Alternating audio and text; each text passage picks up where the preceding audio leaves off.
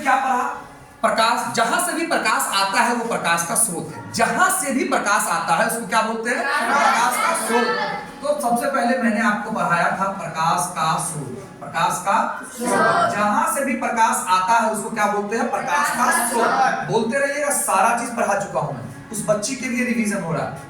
प्रकाश का स्रोत, जहां से भी प्रकाश आता है उसको क्या बोलते हैं? प्रकाश का स्रोत। तो प्रकाश कहां से आता है? सूर्य से और चांद से। जूता खाएगा, जूता। चंद्रमा के पास अपना प्रकाश नहीं है। चंद्रमा दूसरे के प्रकाश से चमकता है। चंद्रमा के पास अपना प्रकाश नहीं है। कोई दिक्कत? उसके बाद बल्ब, लेकिन याद रहे जलता हुआ, अभी वो बुझा हुआ बल्ब नहीं।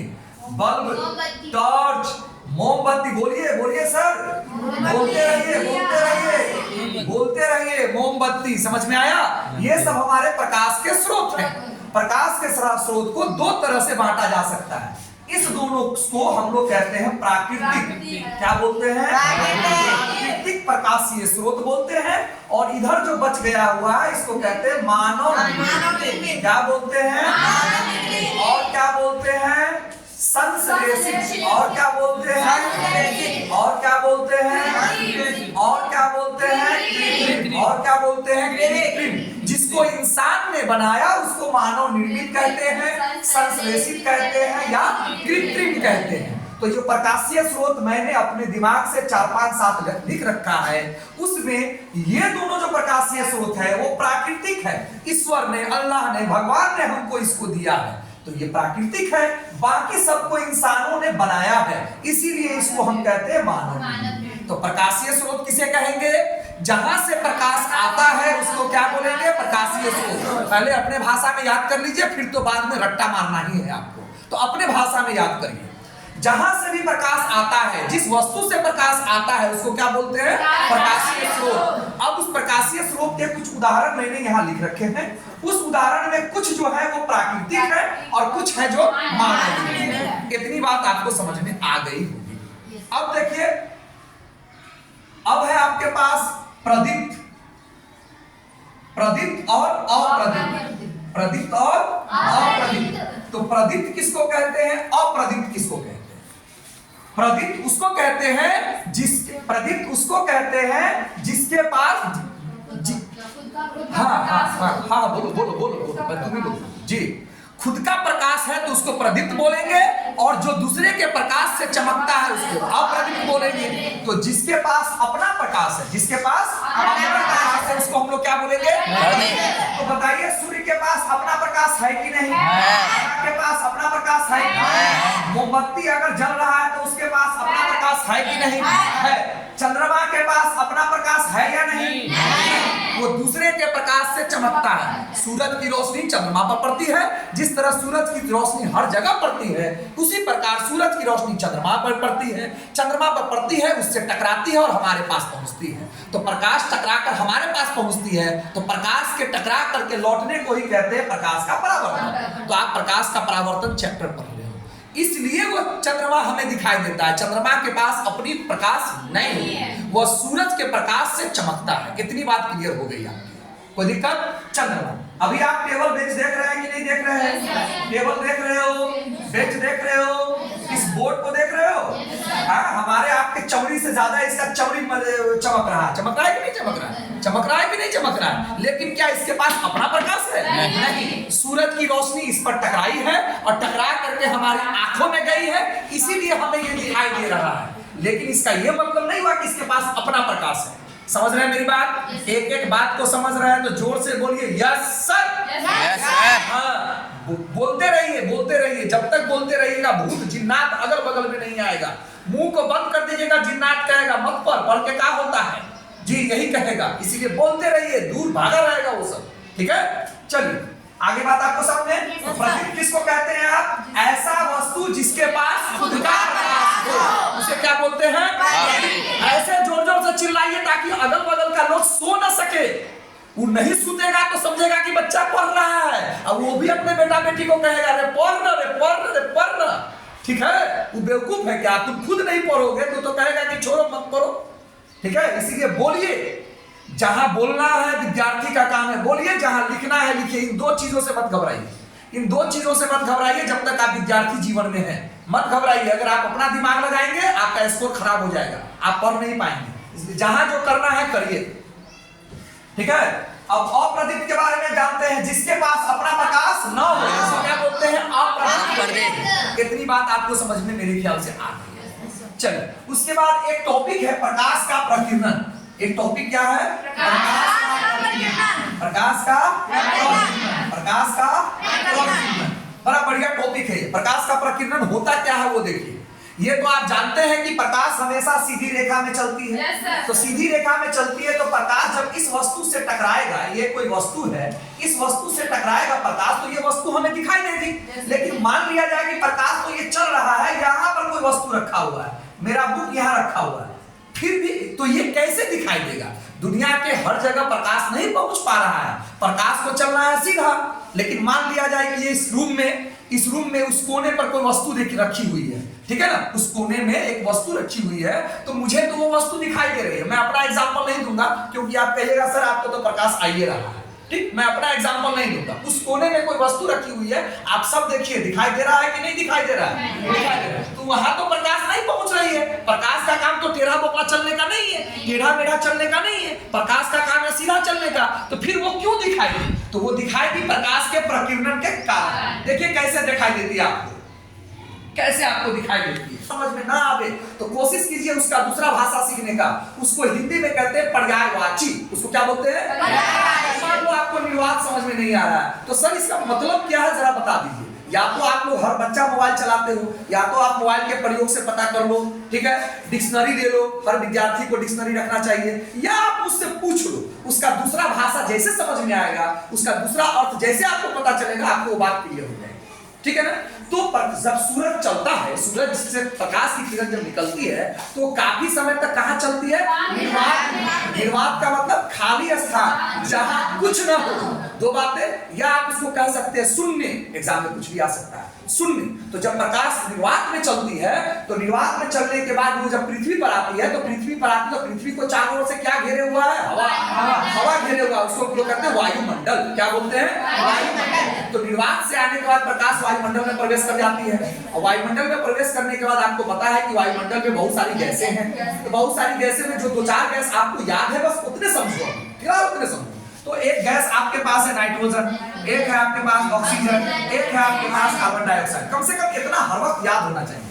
नाइट्रोजन हमारे वायुमंडल में कितना है? ऑक्सीजन कितना प्रतिशत है? Carbon dioxide 0.03%। ये एक जनरल है, ये आपको याद रखना है, एक जनरल है, इतना याद रखना है। कम बेसी होगा वो हम देख लेंगे बाद में, पहले इतना ही समझिए। तो जब प्रकाश आएगी तो वायुमंडल में जब प्रवेश करेगी तो अब तो इस गैसों से टकराएगी। और धूलकण भी है। धूलकण का मतलब अभी आप झाड़ू मारो, गर्दा ऊपर उड़ने लगेगा, एकदम उड़ने लगेगा। अभी आंधी तूफान आ जाएगा, ऊपर उड़ने लगेगा। जो मौसम हमारे आसपास का है वो मौसम तो हर जगह नहीं है, हर जगह तो नहीं है। अभी धूप निकली हुई है, कहीं पर बारिश हो रही होगी, कहीं पर धुआं उठ रहा होगा, कहीं पर धूलकण उठ रहे होंगे। तो प्रकाश उन धूलकणों से टकराती है। तो हवा में क्या है? धूलकण है। हवा में क्या है? धूलकण। उसके बाद हवा में जलवाष्प। जलवाष्प का मतलब पानी की बूंद। पानी की बूंद से हम आपको सिखा देंगे इंद्रधनुष का बनना। इंद्रधनुष का बनना, वो जो 7 रंग जो आता है आसमान में, वो मैं आपको सिखा दूंगा, ठीक है ना। तो ये कम से कम कुछ चीज जान के रखिए। इतना के बाद जब जैसे जैसे पढ़ाई आगे बढ़ेगी मैं आपको और बताते चलूंगा। तो जब प्रकाश की किरण वायुमंडल में प्रवेश करेगी तो इन सब गैसों से टकराएगी, धूलकण से टकराएगी। तो एक आप धूलकण ले लो, एक क्या करो, एक बड़ा सा आप ऐसा करो, ढेपा ले लो, उसी को धूलकण मान लो। धूलकण तो इतना छोटा है कि उसको तो देखना भी बड़ा मुश्किल है। वो तो हम लोग नहाते वहाते हैं तो बदन से कचरा निकलता है तो लगता है कि भाई धूलकण मेरे बदन पर बहुत सारा आ गया है। तो मान लो कि धूलकण है, तो प्रकाश की किरण किससे टकराएगी? धूलकण से टकराएगी। तो धूलकण अब क्या करेगा वो सुनिए। धूलकण क्या करेगा? कुछ प्रकाश को अपने में से होकर के आगे जाने देगा, कुछ को वो सोख लेगा और कुछ को वो चारों दिशाओं में बिखेर देगा। तो ये मान लो बेटा, ये मान लो, इस ऊपर वाले पॉइंट को मान लो कि ये धूलकण, इसको मान लो धूलकण। प्रकाश की किरण आई, इस धूलकण से टकराई। एक को समझ जाओ, बहुत सारा धूलकण है तो उसको गिनती नहीं कर सकता है। नियम समझो, धूलकण पर टकरा गई। टकराने के बाद ये धूलकण ने उस प्रकाश को क्या किया? एक ही प्रकाश सीखना है। मतलब सूरज से आने में तो बहुत सारी प्रकाश आती है। आप एक को सीख लोगे तो सब कुछ हो जाएगा। तुम बछारपुर में सीख लोगे तो अमेरिका लंदन में समझ जाओगे इस बात को। अमेरिका लंदन वालों के लिए भी वही पढ़ाई है जो तेरे लिए है। तो प्रकाश की किरण इस धूल कण पर टकरा गई बेटा, तो टकराने के बाद 3 काम हुआ। पहला काम ये हुआ, कुछ को वो सोख लिया, कुछ को ये अपने में से आगे जाने दिया, और कुछ को ये चारों दिशा में बिखेर दिया। तो ये बिखरा हुआ प्रकाश कहाँ जा रहा है? उस किताब पर जा रहा है। ये बिखरा हुआ प्रकाश कहाँ जा रहा है? किताब पर। सूरज का डायरेक्ट किरण प्रकाश पर नहीं जा रहा है। सूरज का डायरेक्ट किरण, सूरज की किरणें डायरेक्ट उस किताब पर नहीं जा रही है बाबू। किताब देखिए कहाँ पर है। सब कुछ पैक कर दो, इस गेट को भी पैक कर दो, ईंटा लगा दो, वेंटिलेटर को भी ईंटा लगा के पैक कर दो, केवल इसको रहने दो। और नहीं समझ में आता है गेट को छोटा कर दो। ऐसा बहुत सारा घर आपने देखा होगा, ठीक है ना? उसकी बात मैं कर रहा हूं। तो प्रकाश तो आई इस धूल कण से टकराई और टकरा करके चारों दिशाओं में बिखेर गई, फैल गई। इस फैला हुआ प्रकाश के कारण हमें वो वस्तु दिखाई देती है जिस वस्तु पर प्रकाश की किरण डायरेक्ट नहीं जा रही है। अब समझ में आ गया? तो कुछ वस्तु हमें प्रकाश के प्रकीर्णन के कारण ही दिखाई देती है। क्लियर हो गया प्रकीर्णन? आगे मैं दिखा। ये आपका सूरज है। जरूरी नहीं कि आप सूरज लो, जहां से प्रकाश निकले आप वही लो। तो ये सूरज में से तो बहुत सारी किरण निकल रही है, बहुत सारी किरण निकल रही है। उसको आपने प्रकाश पुंज कहा था। कुछ देर के बाद मैं आता हूं जगह पर। आप केवल एक सीखो बेटा, आप 50 सीखने की कोई जरूरत नहीं है। आप एक प्रकाश को पकड़ लो। पकड़ लिए? प्रकाश चल रहा है, उसको दिखाने के लिए तीर का चिन्ह लगाया जाता है। तीर का चिन्ह हमें यह बताता है कि प्रकाश किधर से आ रही है और किधर को जा रही है। जी, उसी में फंसा देगा। ये आपकी किरण है, ये आपकी किरण है, ठीक है ना? आने वाली किरण को आपकी किरण कहते हैं। अभी देखिए ये किरण कहां से आ रही है? ये दाएं से बाएं जा रही है। जी, ये तीर का चिन्ह आपको रास्ता बताता है। अभी प्रकाश किधर से जा रही है? दाएं से बाएं जा रही है। और अभी जो तीर आप देख रहे हो बेटा लाल, अभी जो तीर आप देख रहे हो वो बाएं से दाएं जा रही है। इसीलिए तीर का चिन्ह दिखाना है। तीर का चिन्ह हमें ये बताता है कि प्रकाश की किरण किधर से निकल रही है और किधर को जा रही है। जरूरी है ये जानना है ये। तो प्रकाश की किरण चली, ठीक है ना? सूरज से निकलने वाली प्रकाश की जो किरण है वो चली। एक समझ जाओ, फॉर्मूला में एक ही समझना होता है, उस आइडिया से सब समझ जाना, ठीक है ना? ये आपकी धूल कण है, मैं जानबूझ के बड़ा कर दिया हूं, ठीक है ना? ये आपका क्या है बेटा? धूल कण है। ये आपका क्या है? ये लो, ऐसा करो, लो। मैंने ये क्या कर दिया? अपारदर्शी वस्तु को रख दिया। अपारदर्शी वस्तु का मतलब समझते हैं बाबू? अपारदर्शी वस्तु का मतलब होता है जिससे होकर के प्रकाश न जा सके। जिस वस्तु से होकर प्रकाश न जा सके उसको क्या बोलते हैं? अपारदर्शी। तो मैंने अपारदर्शी वस्तु लगा दिया। प्रकाश, सूरज से निकलने वाला प्रकाश अब तो धूल कण के पास जाइए नहीं करेगा, नहीं जाएगा। मैंने हर तरह से रोका लगा दिया। थोड़ा सा खोल दो। अब तो गया ना? अब तो गया। इस सब को रोक दिया, इस सब को रोक दिया बेटा, सब ने रुक गया। अब तो सब ने रुक गया बाबू। तुम एक ही से समझो, नहीं समझ में आ रहा है। और मेरा वस्तु रखा हुआ है इस रूम के इस कोने पर, मेरी बुक यहाँ रखी हुई है। तो सर प्रकाश क्या हो रहा है? देखिए, आपने तो कहा था प्रकाश सीधी रेखा में चल रहा है, आपने रोका लगा दिया है। तो मैंने कहा बेटा थोड़ा सा जगह खोल दो, प्रकाश आ रही है। इस धूल कण पर टकरा गई थी। ये धूल कण ने क्या किया? कुछ प्रकाश को अपने में सोख लिया। एक काम किया, दूसरा काम किया, कुछ प्रकाश को ये जाने दिया। तो सर ये जो प्रकाश जाने दिया, तो ये प्रकाश तो बुक पर पड़ा नहीं, तो फिर बुक हमको दिखाई कैसे देगा? बुक कैसे दिखाई देगा? सवाल तो बनता है। तो बेटा ये धूल कण और क्या करता है? इस प्रकाश को चारों दिशाओं में फैला देता है। चारों दिशाओं में फैला देता है। तो धूल कण द्वारा प्रकाश को धूल कण जो चारों दिशाओं में फैला देता है, तो इस फैले हुए प्रकाश के कारण ये बुक दिखाई देता है। कैसे? मान लो तुम कहीं पर हो, ये आपके चुन्नू बाबू हैं। कौन बाबू हैं? चुन्नू बाबू हैं, ठीक है ना? इन चुन्नू बाबू को ये किताब दिखाई देगा। कैसे दिखाई देगा? तो प्रकाश की किरण बुक पर पड़ी और टकराने के बाद आपको ये भी पता है कि प्रकाश की किरण टकराने के बाद आने के बाद लौटती भी है। और लौटने के बाद चुन्नू बाबू के आंखों में गई। टेढ़ा नहीं जाएगा बाबा, टेढ़ा नहीं जाएगा, गलत बात,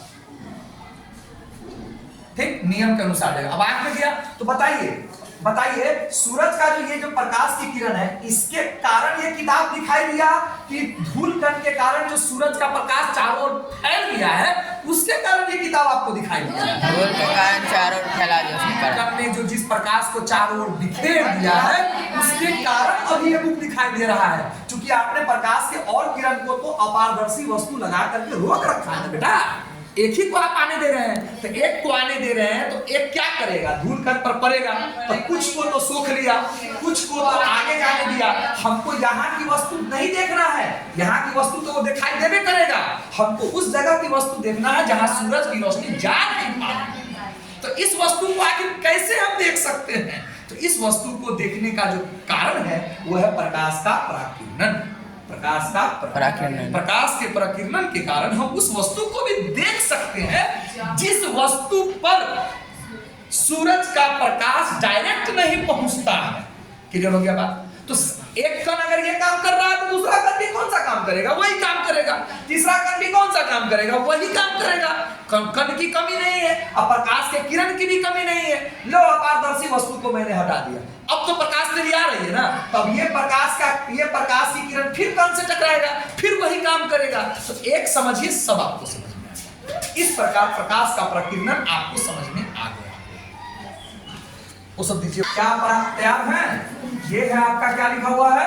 किरण पुंज। तो किरण पुंज किसको कहते हैं? ये कुछ मत देखिए, यहाँ देखिए। ये मान लो, अब छोड़ो, तुम लोग प्रकाश सूरज का बहुत पढ़ लिए। ये आपका टॉर्च है। क्या है आपका? टॉर्च। ये क्या है? टॉर्च। इसके अंदर में क्या लगी हुई है? सेल लगी हुई है। क्या लगी हुई है? सेल। टॉर्च लगी हुई है। तो टॉर्च से तो क्या होगा? प्रकाश निकलेगा। प्रकाश निकलेगा कि नहीं निकलेगा? तो प्रकाश एक साथ एक निकलेगा कि बहुत सारा निकलेगा? बहुत सारा नहीं, बहुत सारा निकलेगा। हर वक्त सूरज लेने की कोई जरूरत नहीं है, टॉर्च ले। टॉर्च बहुत सारा प्रकाश निकलेगा। निकलेगा या नहीं निकलेगा? निकलेगा। जो बहुत सारा प्रकाश निकल रहा है ना बेटा, जो बहुत सारा प्रकाश निकल रहा है, इस सभी प्रकाश के समूह को, प्रकाश के समूह को, प्रकाश के समूह को, प्रकाश के समूह को क्या बोलते हैं? किरण पुंज कहते हैं। किरण पुंज एगो को की बहुत सारे को, किरण को की बहुत सारे किरण को, बहुत सारे किरण जब एक साथ आ जाएंगे तो किरणों का समूह बना। तो किरण, आप अभी क्या है, विद्यार्थियों का समूह है कि नहीं है? एकदम समूह है। तो जब बहुत सारे किरण एक साथ चले तो किरणों का क्या बना? तो किरणों के समूह को हम लोग क्या बोलेंगे? किरण पुंज बोलेंगे। क्या बोलेंगे? किरण पुंज। बात समझ में आई? किरण पुंज में क्या होगा? एक वो किरण होगा कि बहुत सारा होगा? बहुत सारा होगा। तो बहुत सारा किरण को एक साथ अगर हम समूह में ले ले तो उसको क्या बोलेंगे? किरण पुंज। किरण पुंज कितने प्रकार के होते हैं? बोलिए बोलिए, किरण पुंज कितने प्रकार के होते हैं? 3 प्रकार के। किरण पुंज कितने प्रकार के होते हैं? तो क्या जरूरी है कि किताब में जैसे सिस्टमैटिक है हम भी सिस्टमैटिक बोले? नहीं, जहाँ सिस्टमैटिक बोलना है तरीके से वहां बोलेंगे। तो बताइए पहला क्या है? अपसारी किरण पुंज। अपसारी किरण पुंज। अपसारी किरण पुंज। अरे भैया जवान जहान सब बोलो भाई, बोलो तभी रिजल्ट होगा, तभी रिजल्ट होगा। बोलो, बार बार समझाता हूँ, मेरे बोलने से नहीं होगा। अरे मैं तो मेहनत करता हूँ अपने लिए कि हम मेहनत करेंगे तो मेरा कोचिंग बढ़िया चलेगा। तुम भी मेहनत करो अपने लिए, बार बार प्रोत्साहित करता हूँ। बोलो, इतना जोर से बोलो कि पंखा को हिलाने के लिए बिजली की जरूरत ना पड़े, पंखा तेरी आवाजों से, साउंड से ही हिलने लगे। आई बात समझ में? शादी ब्याह में ना देखते हो, साउंड बॉक्स चलता रहता है तो धक धक धक धक बदन करने लगता है ना? वैसा करो, वैसा। चलो बोलो, किरण पुंज किसको कहेंगे? बोलिए तो। बहुत सारे समूह को क्या बोलेंगे? किसी भी वस्तु से बेटा अगर प्रकाश निकलता है, जहां से भी प्रकाश निकल सकता है, उससे गिन करके एक निकलेगा कि बहुत सारा निकलेगा? बहुत सारा के समूह को एक साथ क्या बोलेंगे? बाजार नाम का है पड़ा? एगो के वजह से कि बहुते के वजह से? बहुते के वजह से ना। इसका नाम क्लास क्यों पड़ा? एगो के वजह से कि बहुते के वजह से? बहुते के वजह से बेटा। मेला नाम क्यों पड़ा? एगो राजीव सर के लिए नहीं, बहुत सारे लोग हैं इसीलिए उसका नाम मेला पड़ गया। तो समझना तो पड़ेगा ना। तो बहुत सारा किरण एक साथ निकल रहा है तो उसके समूह को हम लोग क्या बोलेंगे? किरण पुंज बोलेंगे। क्या बोलेंगे? किरण पुंज कितने प्रकार के होते हैं? पहला किरण पुंज का नाम क्या है? अपसारी किरण पुंज। ठीक है, तो इसके बारे में चर्चा पहले कर लेते हैं, ठीक है ना? तो अपसारी किरण पुंज किसको कहेंगे? ये तो समझ में आया कि बहुते किरण रहेगा, ये तो समझ में आया कि किरण पुंज है तो बहुते किरण रहेगा। तो अपसारी का मतलब क्या होता है? बोलिए, अपसारी का क्या मतलब होता है? एक जगह से चारों ओर फैलना, कि चारों ओर से आकर के एक जगह इकट्ठा होना, चारों ओर फैलना, एक जगह से निकले और चारों ओर फैलना का। Yes. पक्का ना? Yes. चलिए, तो अपसारी किरण पुंज का अगर परिभाषा से लिखना है तो आप लिखेंगे, है ना, जिस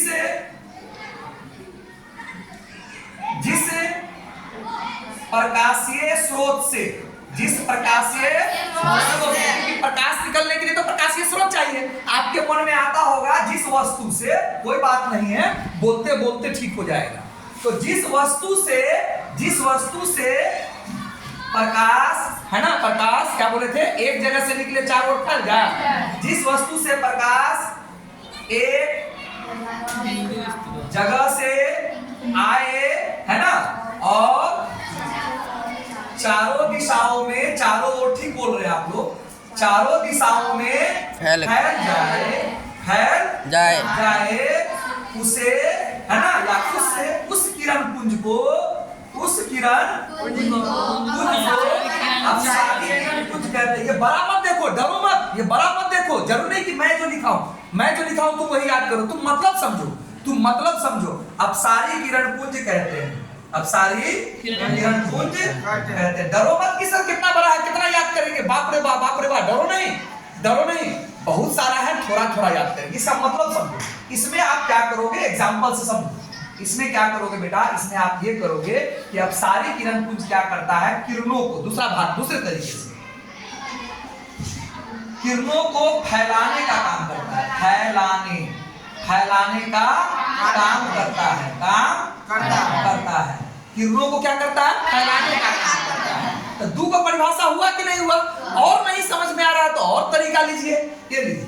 यहाँ से प्रकाश निकल रहा है बेटा, यहाँ से प्रकाश निकल रहा है, इस बिंदु से इस बिंदु का नाम ए ले लो। काहे बार-बार सूरज लेते हो, काहे टॉर्च लेते हो, काहे मोमबत्ती लेते हो? आप मान गए ना कि प्रकाश निकल रहा है, तो प्रकाश निकल रहा है, तो जिस बिंदु से प्रकाश निकल रहा है वो बिंदु ले लो। बार-बार टॉर्च का चित्र बनाना, सूरज का चित्र बनाना कोई जरूरी नहीं है, बस तुम मान लो कि इससे प्रकाश निकल रहा है, तो इससे, इस बिंदु से प्रकाश निकल रहा है और चारों दिशाओं में फैल गया। तो ऐसा डायग्राम अगर रहेगा तो ये अपसारी किरण पुंज का। अपसारी किरण पुंज क्या करता है कि प्रकाश को फैलाने का काम करता है। प्रकाश एक जगह से निकलेगा और चारों दिशाओं में फैल जाएगा। तो प्रकाश को फैलाने का काम कौन करता है? अपसारी किरण पुंज। अपसारी किरण पुंज करता है। आई बात समझ में? तो ये पहला टॉपिक क्लियर हो गया आपका। दूसरा है, तीन प्रकार आप बताए थे बाबू। दूसरा है, अब क्या है? बोलिए, अभिसारी किरण पुंज। तो उसका अपोजिट बोलिए बाबा, उसका अपोजिट बोलिए। प्रकाश बहुत जगह से आएगा और एक जगह इकट्ठा हो जाएगा। प्रकाश बहुत जगह से आएगा और एक जगह इकट्ठा हो जाएगा। जब आप लोगों का, हम लोगों का बचपना था ना बेटा, उस समय में चोरी डकैती बहुत होती थी, ठीक है? तो चोरी डकैती बहुत होती थी, तो चोर वालो हो तो चोरवा तो भागा, वाह भर लो, सब अपने घर से टॉर्च लेके निकलता था। आज किसी के घर में टॉर्च है? नहीं है। उस जमाने में हम लोगों के पास टॉर्चे रहता था, वही हथियारे था बाबा, ठीक है? तो टॉर्च लेके निकलते थे, तो उस चोर को ढूंढने के लिए निकलते थे। तो चोर तो कहीं ना कहीं पर दुबक्का मारे हुआ है ना कोई कोना में। तो मान लो कि राजीव सर की नजर पड़ गई, तो मारते नजर पड़ गई, ओ चच्चा या चोरबा, तो हमार जो टॉर्च वहां गया रोशनी, तो हमारे चच्चा के, बाबा के, दादा के सब का टॉर्च वहीं पर पड़ना शुरू हो गया। मतलब बाबा उन्हें खड़ा है, दादा उन्हें खड़ा है, मामा उन्हें खड़ा है, दोस्त इन्हें खड़ा है, पड़ोसी इन्हें खड़ा है, सब जैसे सुना कि रजिब्बा बोल रही वाह है हो, तो सब वहीं पर मारना शुरू कर दिया। क्या हुआ? प्रकाश चारों दिशाओं से आया और एक जगह इकट्ठा हो गया। तो जब प्रकाश चारों दिशाओं से आए और एक जगह इकट्ठा हो जाए, उसको हम लोग क्या करते हैं? तो चारों दिशाओं से आए। तो बगैर तीर का बेटा, बगैर तीर का आप कभी नहीं समझ पाओगे, इसलिए तीर जरूर मानो। तो चारों दिशाओं से आ रहा है, लीजिए थोड़ी बहुत बात को समझिए, कोई बात नहीं है।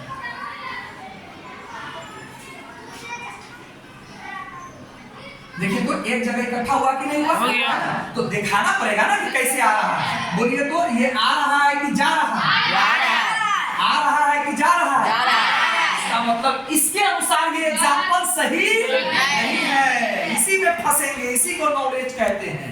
आप परीक्षा का मतलब आपके नॉलेज का चेकिंग होता है, आप रियली में कितना समझ कर आए हैं, ठीक है, कितना पढ़ के आए हैं, कितना समझ के आए हैं, इसका मतलब परीक्षा होता है, इसका मतलब टेस्ट होता है। ठीक है बेटा, चलिए, तो इसका मतलब क्या हुआ, ये तो एक जगह से निकल रहा है, चारों दिशाओं में फैल रहा है, ये तो उसका एग्जाम्पल हो गया बाबू, ये तो उसका एग्जाम्पल हो गया। इसका एग्जाम्पल ऐसे होगा,